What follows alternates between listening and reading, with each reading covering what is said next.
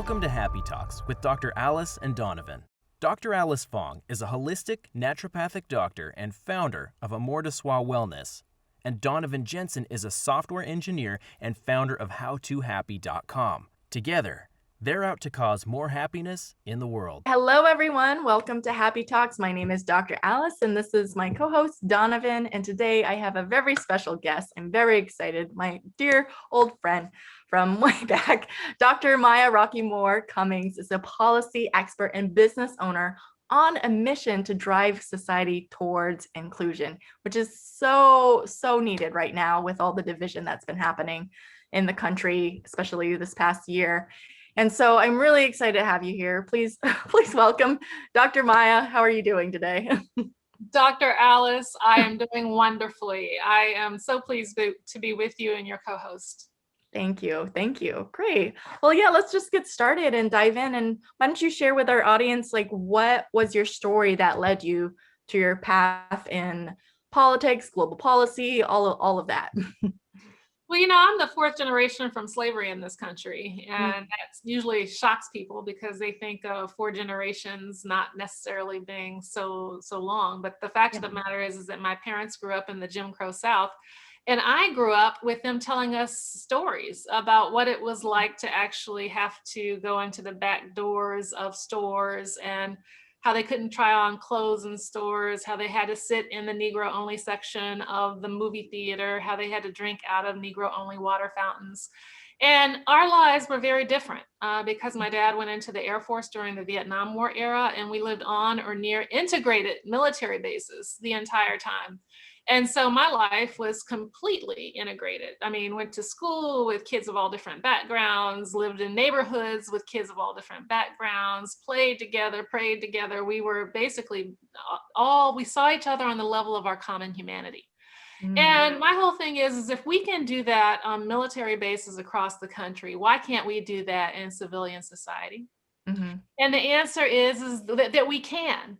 And yet nobody has set a standard for us to actually expect that of each other. But also, we have a legacy and a history of structural discrimination where we've actually set up our communities and our neighborhoods and even our labor market in striated ways, basically, where we have segmented people off and limited opportunity, limited chances of their development, even limited their opportunities to live long and healthy lives. Based on discriminatory notions of who is deserving and who is not. And I'm saying that absolutely has to end. We can do better than that, and we are better than that, but we've got to do better. Absolutely. We absolutely can. And I love that you're on this mission to close that gap between people that really has been destroying our country for this past, I don't even know how many years it's been happening, for a long time. And I understand, like, that's also the title of your late husband's book as well. And I don't know if you want to speak a little to that. So as you well know, we have had divisions in this country since before this country began. That's true. And that women were not written into the Constitution. People of color were seen as less than human. I mean, literally the only people who counted at that time were, basically white men who were wealthy. And so we've become a society where we have challenged ourselves to do better and to be better continuously, but it has always involved a struggle.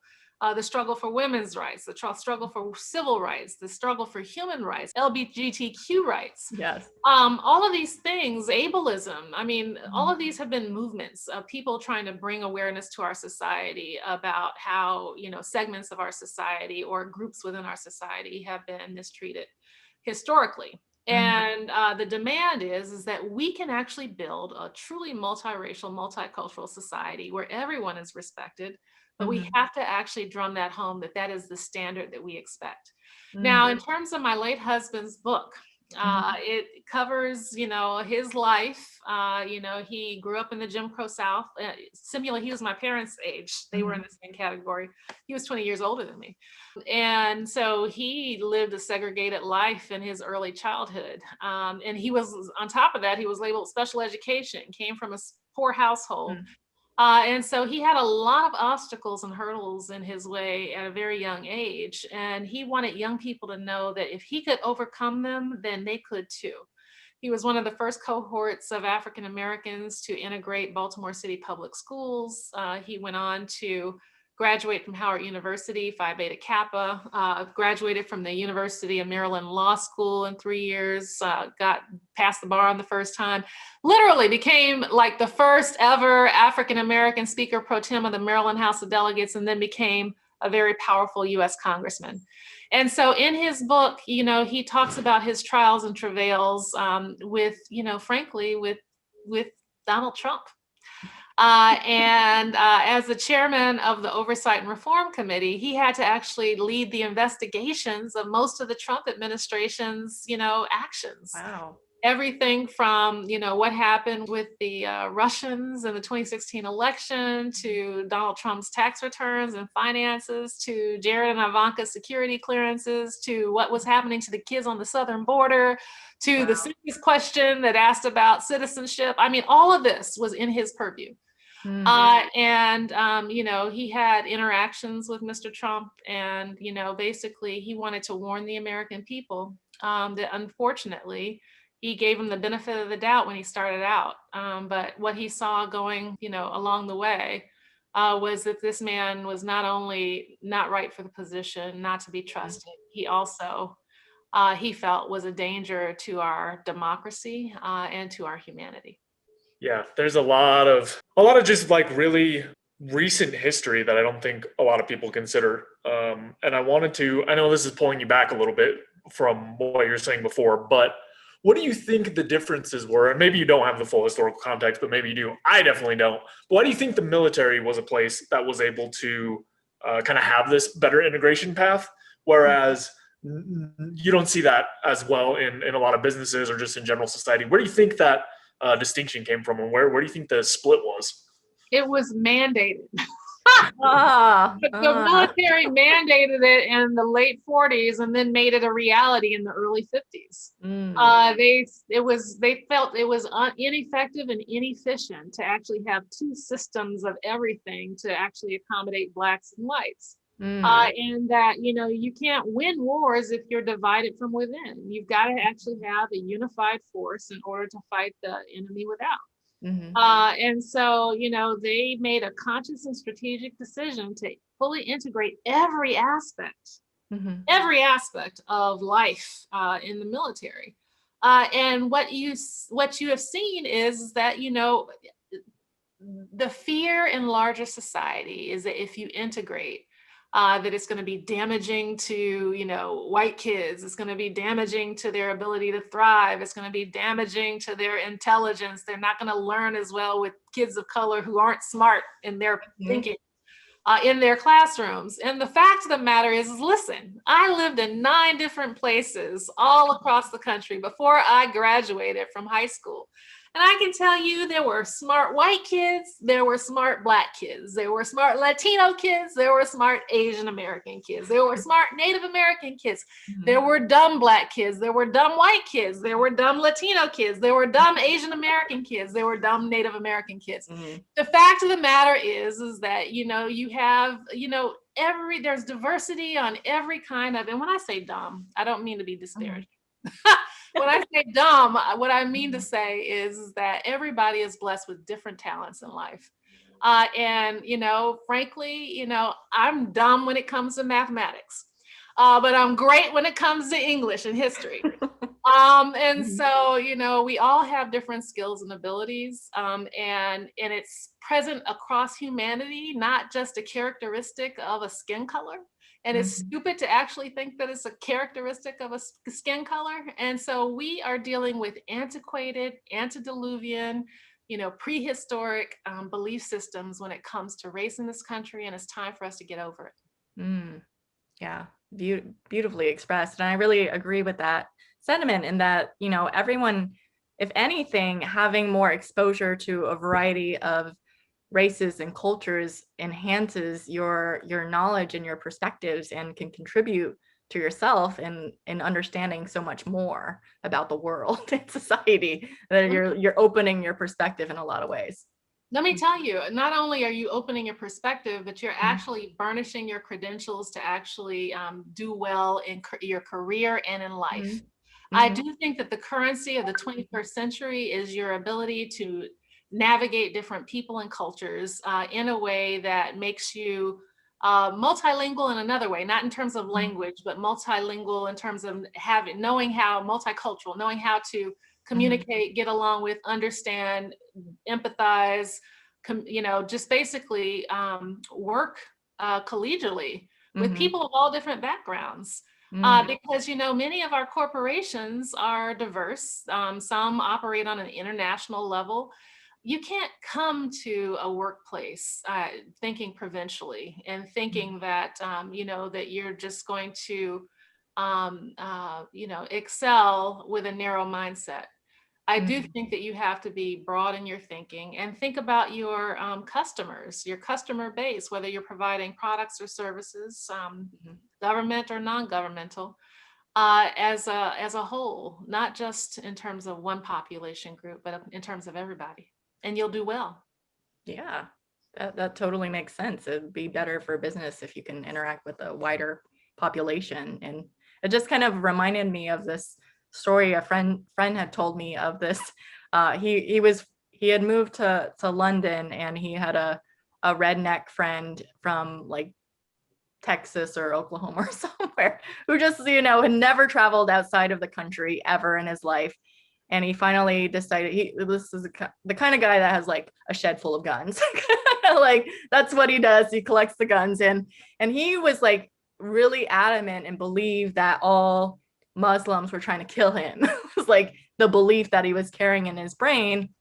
When he went to London to visit his friend, that friend actually had him go to dinner with his Muslim friend and have him interact and realize, oh, hey, not all Muslims are trying to kill me. I can actually have a civil, enjoyable conversation with another human being, because they are really essentially another human being with the same issues and problems that we all deal with as humans. So it's stereotypes, right? Yeah, it's stereotypes. It's you watch television or the movies, and you think that all Muslims, if you don't have a broad level of experience with people in your immediate circles, then you think that all Muslims are X, or all Black people are Y, or all women are Z. And the fact of the matter is that, the stereotypes do damage to our ability to navigate the world. And so, once he has the exposure, and once people have exposure, then they know better and they do better, hopefully. Yeah, absolutely. It's like blanket statements or generalizations about any group of population is just not a great way to navigate through the world. And I'd be curious to hear, what are your ideas or strategies as far as like closing the divide and promoting more division? Like what do you have in mind for us as a society? So I am writing a book called Rageism, and the idea is that, in terms of politics and policy, we actually need to put guardrails around our systems to actually kind of eliminate the role of discrimination in terms of how we serve people. And so, there are all kinds of tools and practices that I'm discussing in this book about how we do that.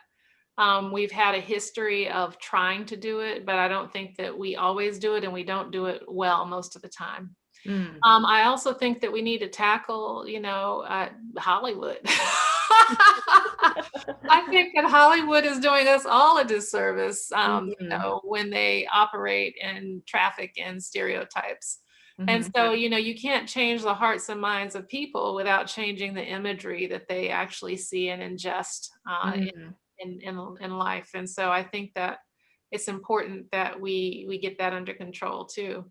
And then, I do think that schools and communities need to do a better job of exposure and education. History that needs to be diverse, education and exposure to different people and cultures. I mean, all of this needs to be a part of how we actually grow young people who are sensitive, aware, and empathetic, and who are knowledgeable and able to navigate and, thrive in a very diverse society. So, for those who live by the way, I've lived in Oklahoma. I've lived in Texas. I have lived in Illinois. I have lived in Washington State. I have lived in places that are considered very white. Mm-hmm. And so, the fact of the matter is that, it's just about exposure. And so, I do think that just with a little bit of effort, that can be done. Yeah. I'd be curious to dig in a little bit more, and I don't want to, try to back you into a corner or anything, but like dig in a little bit more on what you think some of the steps or policies or things that we can do. Like, you said some of the things we've tried, but they haven't really worked. And there's some things that you think might work better. I'd be curious to open that conversation up a little bit more. I mean, in the area of, listen, you can take it in any area you like, because in every area, almost every area that exists, there are disparities. So in terms of voting rights, they put into place the Voting Rights Act of 1965, I think it was. Yeah, Civil Rights Act of 1964, the Voting Rights Act of 1965. And the Supreme Court in the year 2013 came and gutted a key portion of that legislation. And that opened the doors for all of this voter suppression that we're now seeing in terms of people, parties, political parties, actually one political party in particular, to basically try to throw people off the voting rolls, to close, ID licensing places and counties that are disproportionately Black and brown, to move voting facilities away from, college campuses so students can't vote. I mean, literally all this stuff to try to keep people from voting has been enabled by I think the ill-advised decision of the Supreme Court in 2013 when they gutted the Voting Rights Act. Now Congress has to come back and legislate. They need to fix it. But we tried before and it was invalidated. Now they need to fix it. On the area of health, we have all these health disparities, including the disparities that have been exacerbated by COVID. And so, what we're going to need to do is data is going to be important. All these places have been declaring racism a public health threat, but you can't operate and close gaps without the data to actually show you where the gaps are, and then without health equity strategies in order to actually mitigate the gaps. So what do I mean? Equity is not equality. Equality is saying everybody has to say the same thing. Equity means that you actually have to fill the gaps and the holes as needed to bring everybody up to the same level. And that might mean that some communities or some geographical areas need more assistance or more attention in order to bring them up to the desired level.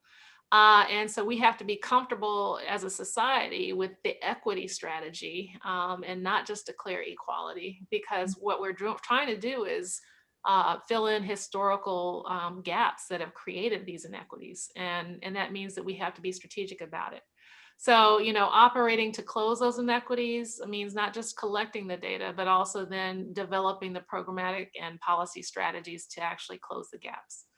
And then, you can go across the board on incarceration, you can, schooling and education. I mean, literally, there are so many ways that this can be done.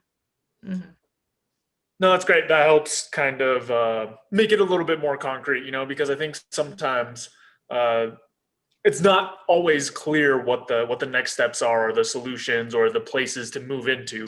So it's nice to get a little bit more perspective on just some of the places. And as you said, I think for the most part, it's pretty clear to most people that it ranges across all sorts of things. But it's nice to just, have some of those bullet points or areas to kind of like key in on. Absolutely. That's why I'm writing the book. So important. Yes. And what was it like growing up in Utah? I personally have had a very, I would say, different experience than most of the people here. So I have a couple siblings that are biracial. Not at all the norm. My mom's significant other is an African-American man, or was at the time. So I got to see something that I don't think a lot of people see in predominantly white areas, which is the huge disparity in treatment by other people, right? So I would see, people doing things that seem unspeakable or just unimaginable in other places, right? Like I've lived in the Bay Area. I lived in Kansas City for a short period of time. Things like people driving by and yelling, racial slurs and things like that. Mm-hmm. And also experiences like I was dating a girl and she was going to come over to my house and meet my mom and her boyfriend. And I remember very distinctly her asking, well, how am I supposed to act? What am I supposed to do? I was like, what do you mean? What are you supposed to do? Like, if he's rude, then treat him like you treat people that are rude to you. If he's nice, treat him like, what do you mean? Like, I don't understand what you're even saying. Mm-hmm. And another piece that I think is a little bit different for me, my mom had me read Roots when I was in 6th grade. Probably a little too heavy for the age I was. But I feel like, I got a lot more context, right? A lot more of the history and the actual like graphic detail of the history than a lot of my peers. So to me, that book was like this thick. I know. Trust me, I know. I remember. But so I think I had a little bit different of experience, and then like we've been talking about, a little bit more exposure to some of these things. So like you were saying, with the military experience, I felt a lot more integrated, at least in terms of like these are people. Like people are people.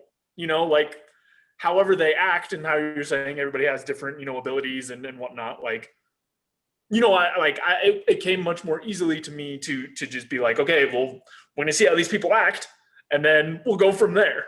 But it has been very clear to me as I've moved around, as I've seen other experiences and whatnot, the difference between having that exposure and not having that exposure. Not to put that old girlfriend on blast, but like that experience of her being like, how do I act, was so confusing to me, and I had no tools at the time to explain to her. Like and it was just so foreign. So, and I don't think that's a super uncommon experience. So maybe that's a direction that we can take this, so that I'm not talking and taking all your guest time, but to increase exposure to things like that. Do you have any ideas or things that don't involve reading this big of a book that might help people be able to kind of broaden their horizons or the way that they kind of look at the world? I mean, that goes back to what I said about education in schools. Curriculum matters. And when you've got curricula where people are playing politics with curricula, currently Senator Tom Cotton, I think of Arkansas, I think he is trying to prevent a curriculum based on the 1619 Project from getting into schools anywhere in the country. The 1619 Project was a project of the New York Times, where they talked about the evolution of slavery in the United States of America in all areas: business, medicine, religion, science, you name it. And so you've got U.S. senators actively trying to prevent young people of all backgrounds from getting that education. You might ask yourself why. What's the threat of young people learning about slavery in our country from a non-romanticized viewpoint, from a historically accurate viewpoint? What is wrong with that? Why is that such a threat, Tom Cotton? And I think it's because, they don't want people to become educated. They don't want people to actually, start to question the white supremacist worldview. They want to keep people from actually having that exposure because then, they get to perpetuate the lie. And this is an even bigger lie than what happened in the last election. And that bigger lie is that the lie that they like to tell is that we're not all equal. The reality is that we're all human beings, and it's through curricula, it's through education and exposure. If you live in a remote area, it's going to have to be through curricula and through programming on television and whatnot. But if you live in a diverse area and you're segmented in your community because you might live in the wealthy side of town, which typically is whiter, and you don't, then you are in the same community with people who are diverse. That means that, you need to be participating in intramural activities across the city, making sure that you are getting to know people of diverse backgrounds through the experiences that you have both in the school environment and the after school environment, summer time as well. Really, really useful. And one of the things I was thinking about, because I think there's a lot of people that they're not intentionally trying to hurt or be racist, but there's kind of like this ignorance in that they don't know any better, and they're like Donovan's ex-girlfriend, who was just like, I don't know how I should be. And that's something as a minority woman myself that I experience on a regular basis, where it's just like and I just don't want to interact with it because I'm just like annoyed of the ignorance, and like how people come up to me and say ni hao ma even though I don't speak Chinese, and that's just an assumption based on the color of my skin. And I'm just wondering, for the people that are not quite, they're not ill-intentioned or they're not trying to hurt people, but they just, they need the exposure, they need the education. But what would you want to say to these people that like want to do better? They don't want to be unknowingly racist or do anything of that nature. Like, what would you suggest to them if you could? I would say, great. I am so glad that you want to learn about other cultures. And a part of learning is actually sometimes making mistakes. Let me tell you my story. My dad retired and we moved to San Antonio, Texas. And that's where I graduated from high school. But I came back the summer after my first year of college and got an internship at a bank downtown. I became fast friends with two older Latina women who took me under their wing and showed me the ropes at the bank and, all this other stuff. We would go out to lunch literally every day. I loved them and they loved me. So one day we were sitting out at lunch and I just said, oh, so do you all go back to Mexico to visit your relatives? And they looked at me and then they looked at each other and they just burst out laughing. And if I were white, I would have been beet red. And the fact of the matter is that I didn't know that asking them that question was like them asking me, do I go visit my relatives in Africa? The fact of the matter is that their people have been in what we consider the United States of America for centuries. And I didn't know that, I just assumed that everybody had migrated across the Rio Grande River and set up shop in Texas. And so they had to educate me, and they didn't get offended, but they had to educate me. And I had to go through that embarrassing moment so that I could learn. Yeah. I'm hearing it's like being willing to be embarrassed for one, to be, like a sense of humility in a way. And the other thing I think and I would love to hear your thoughts about it, is that I think like fear stops people. Like they're afraid of being embarrassed. They're afraid of looking stupid to like ask the questions. Or worse, being called a racist. Or we call a racist. So that stops them. What are your thoughts about like addressing the fear? Yeah, so fear is a real thing. I'm not going to act like it doesn't stop people, and yes, it does. But I would say, start small. Don't start by trying to rub people's, afros, violating their personal space and your educational experience. Start by, doing some reading, doing some exploration on your own, and then come from a place of some semi-literate, semi-informed perspectives to actually broach conversations that might be delicate, and explain up front that you're trying to learn because you believe that, that it's important to have a multicultural society, that you believe that, in relations between all people, and that you're trying and striving to be better and to do better. And so, open up the conversation with vulnerability. Mm. What do you think? Is that the right approach, Alice? Oh, my perspective, I agree. When you were saying that, what I was thinking in my head, I was like, I would love for someone to actually ask me that. Like, rarely, like, oh, I'm curious to understand, like, what is it like to be an Asian American in the US?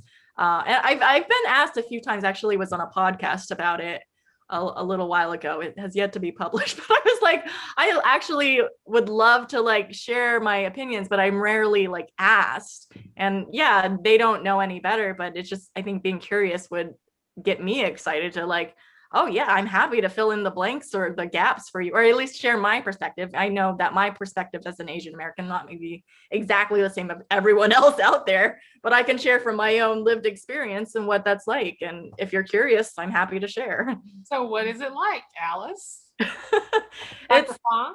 yeah, it's been challenging in a way because it's like something similar that would always have to. I used to waitress.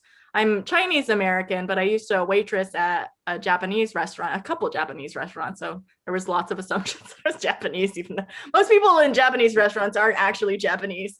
Just FYI, they're just some sort of Asian kind of a thing. But don't make assumptions that you know which one.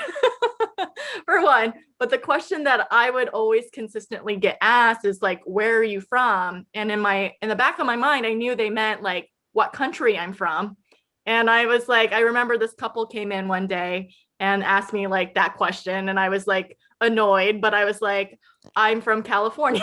It's like, where I'm from. It's like, I knew they meant country, but I was like, I'm just gonna say I'm from California because that's true. And then they like had a push the boundary. They didn't quite get it. And they were like, no, like, where are you originally from?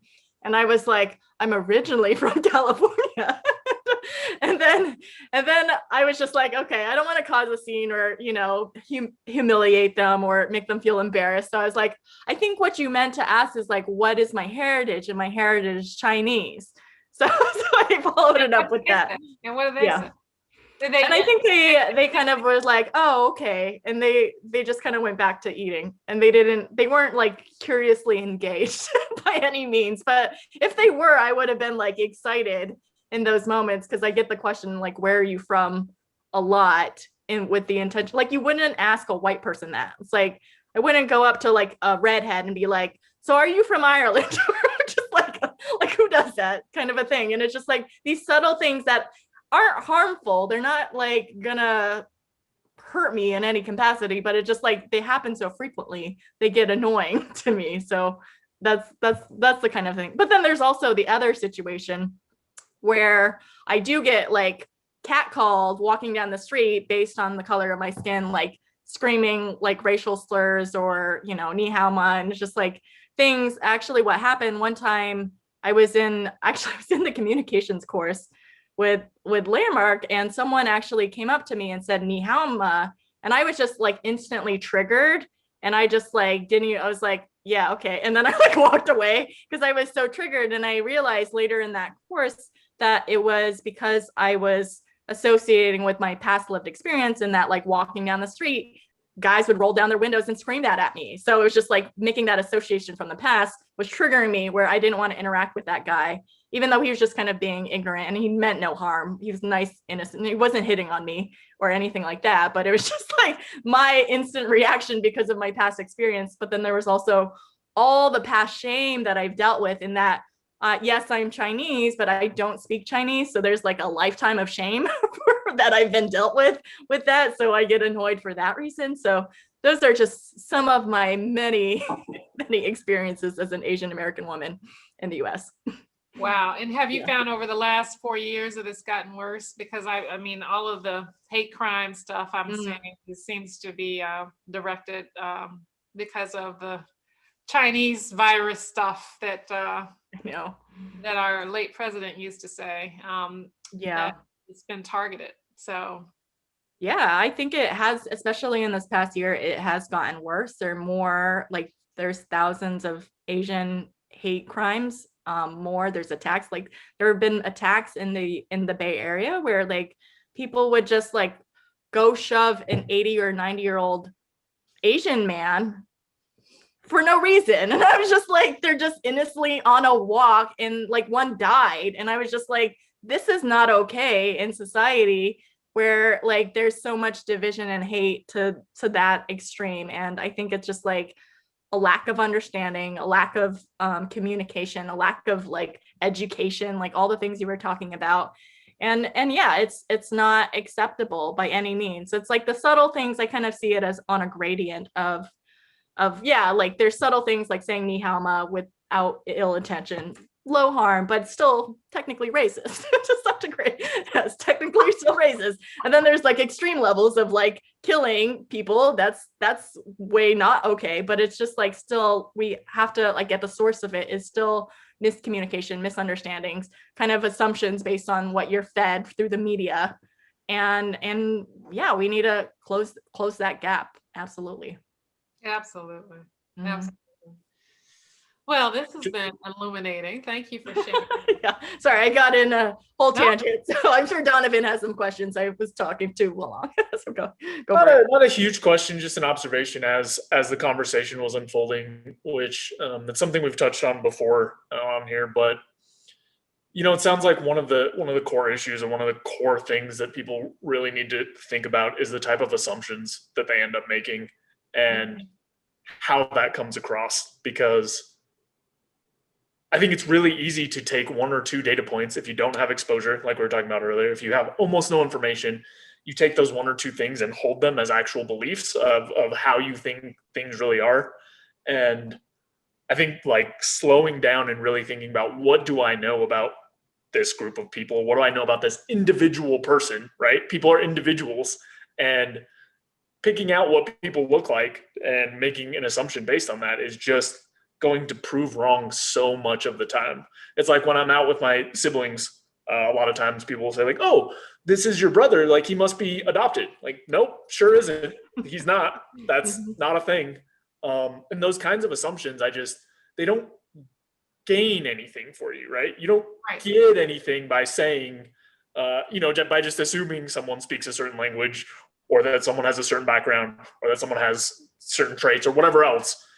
So anyway, that's just something that kind of struck me as the conversation was unfolding, is that the root of a lot of these things are just these assumptions based on almost no information. And I think it could be helpful for people to just really think about what they actually know about individuals before just going out on a limb and saying something, or asking a very pointed and directed question when they have no other background.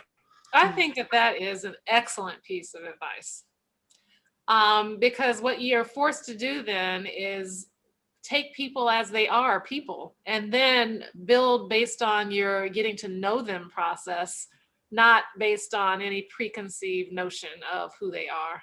And that, I think, can serve everybody well. Absolutely. And hopefully avoid some of these awkward conversations and assumptions. Yeah, no, I love it. I love it. Donovan has just given us a formula for how we should approach people in life. Right. Blank slate. We don't know anything. You're a human being. Everyone's a human being. Everyone's just trying to get by in life. Yeah, absolutely. Well, Maya, it's been an absolute pleasure having you on our show. Is there anything you'd like to plug before we wrap up today? I do want to return to my husband's book, We're Better Than This, My Fight for the Future of Our Democracy. It really is a good read, and it's gotten 2 NAACP nominations for 2 NAACP Image Awards in the area of outstanding literary work, debut author, and outstanding literary work, nonfiction. And the audio version of it, if you don't like to read, has just been nominated for Best Audiobook of the Year from the American Publishers Association. Wow. So I encourage you all to check it out. It's a really great read. And he's talking about what we all must do to preserve and defend and protect our democracy so that, we can be free in this country. Excellent. Yeah. Is there any part of the audiobook that actually Elijah has any speaking parts, or is it? So we recorded it after his passing. Oh, after his passing. Okay. So the person who's actually playing Elijah's voice is Lawrence Fishburne. You know him? No, where is he He from? is a Hollywood actor. He was Neo in, no, not Neo, but what was he in the Matrix? Morpheus. Or Oh, Morpheus. Morpheus. Morpheus. Oh, the guy that plays Morpheus. Whoa. Oh my God, I love his voice. That's awesome. Now I gotta go get the audiobook version. And so we've got Speaker Nancy Pelosi. She's Oh, her wow. forward. Lawrence Fishburne reads Elijah's voice, and then I do the afterword. Oh, So wow. I have a small part there too. That's awesome. Oh man, yeah, I gotta get the audiobook version. Yeah, so the book for everyone, just to recap, it's called We're Better Than This: My Fight for the Future of Our Democracy by Congressman Elijah Cummings. This is his he had passed away, what has it been, almost a year now, or October of 2019. October? Wow. Oh, 2019. Oh, so a year and a half. Yeah. Wow. And he's still like making an impact in the world beyond the grave, which is incredible. And you're bringing his legacy across the country and sharing his wisdom and his knowledge and closing that gap. That's incredible. It's the least I can do. He was an amazing man. Yeah, and I'm absolutely. honored and privileged to be in his life. Definitely. Great. Well, it's been an honor and privilege to have you on our show and share all these amazing things that I think will really help people get a better understanding of each other and hopefully be open to getting educated and understanding like that we're all human at the core of what it is that we are. So thank you for sharing. Thank you for having me. It's so great to see you, and it's a pleasure to meet you. Likewise. Great. All right. Thanks everyone for watching, and we'll see you next time. Thanks so much for watching. If you enjoyed this video, be sure to like it and then go and subscribe to my channel and ring the bell so you get notified when the next video comes out. And if you check out in the description below, go to my website where you can get my free fast and easy guide to stress relief. Thanks again for checking us out, and we'll see you next time.